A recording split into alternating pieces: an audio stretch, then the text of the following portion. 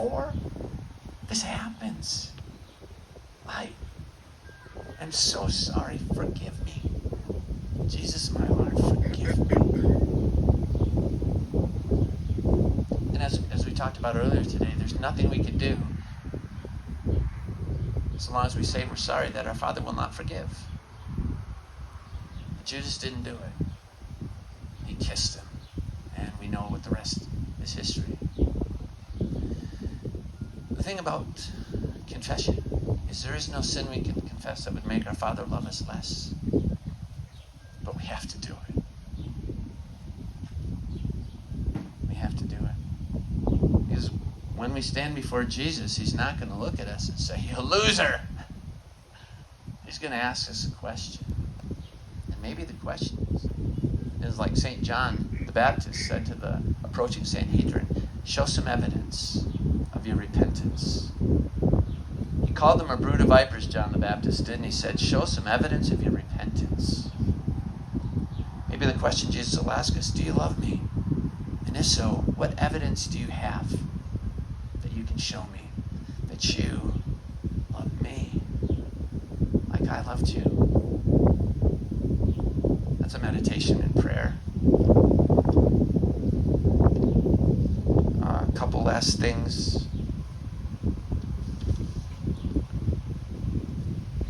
By the way, there's some young guy asked me a question. I said I was going to answer it at this time, but I forgot what it was. Anybody remember?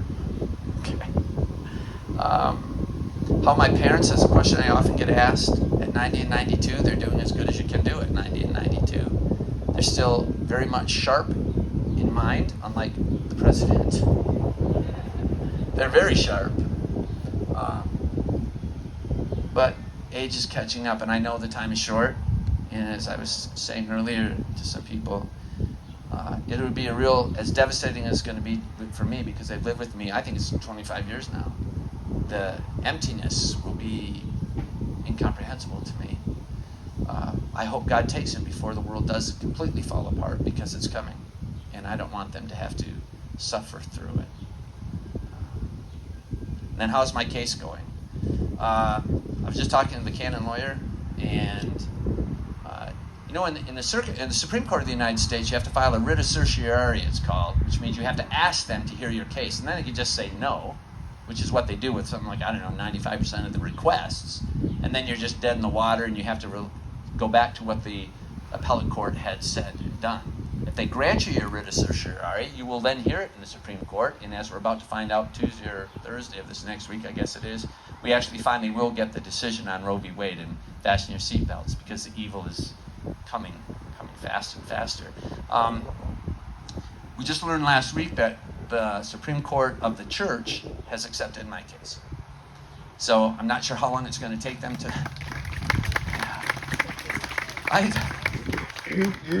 So however that is in the courts of the church, that is happening.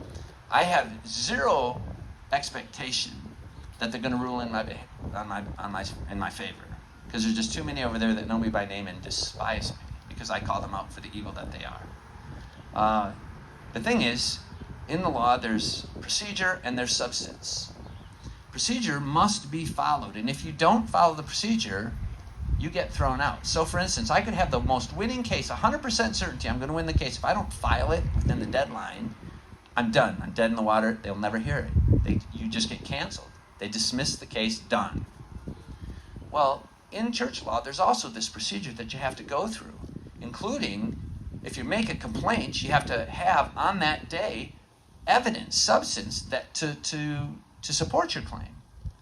So what Callahan did was he filed this case, and he said, well, I'm divisive and ineffective. But he just threw that allegation out there without any evidence whatsoever. So now think of football, basketball, hockey. What other... Basketball's big in Kansas, right?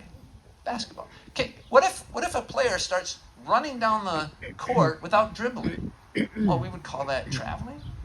But what if the referee says, well, in the case of this guy here, I'm not going to call traveling. You can't do that.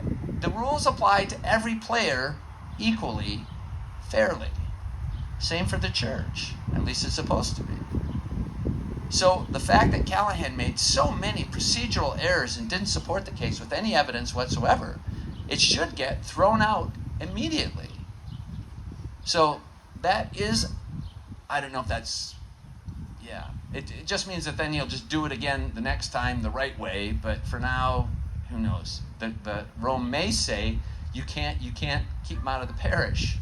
Well, then he'll come up with some other thing, like Vigneron in Detroit. So this is how evil the hierarchy is. And there are few exceptions, only a few. Vigneron's Archbishop of Detroit.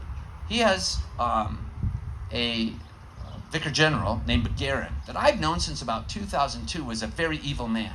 Because I know some of the seminarians and now priests for the Archdiocese of Detroit who are describing the horrors that this guy did.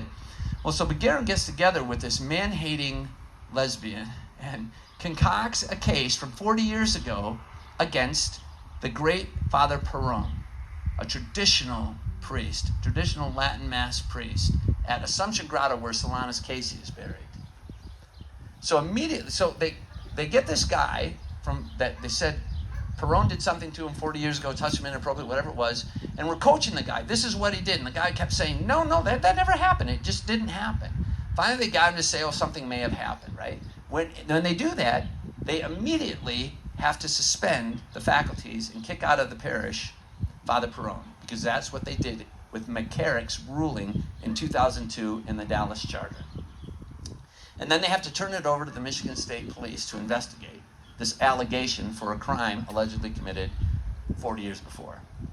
The Michigan State Police looked at all that Beguerin and this man-hating woman, turned over, and they were so upset with what they did that they considered filing criminal charges of filing a false police report against Beguerin and this woman.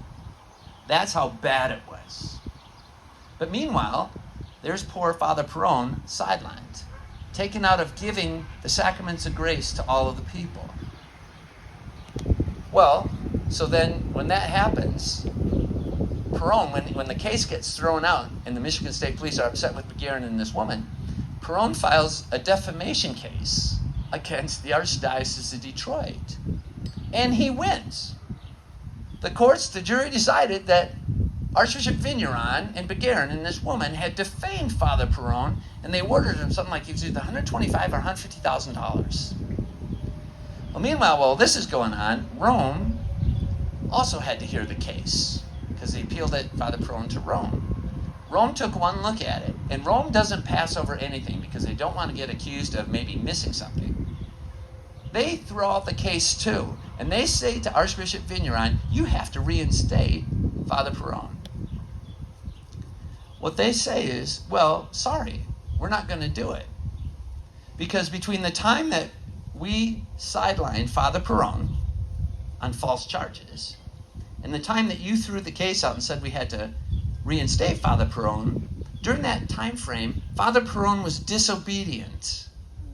This is the word they use, the blackball they use. They said Father Perron was disobedient, wait for it, because we told Father Perron to dismiss his case of defamation against us, which he then won to the tune of $125,000 or $150,000. So until Father Perron publicly apologizes for having disobeyed us, we're not going to put him back in the parish. So Father Perron is not like me. I would have had their head on a platter at that point. He apologized for disobeying him, for not dropping the suit, which he won because they defamed him. And they still haven't put him back in. That filthy viper, Vigneron, and his henchmen and henchwoman. I could go on and on about Vigneron. I could go on and on about 95% of the bishops. Oh, this was what I was at, 88%. Thank you. That just came to, this was a question I had earlier that was asked. What percentage of the bishops are just problematic? Well, I happened to go out last July after being canceled to this group of very intelligence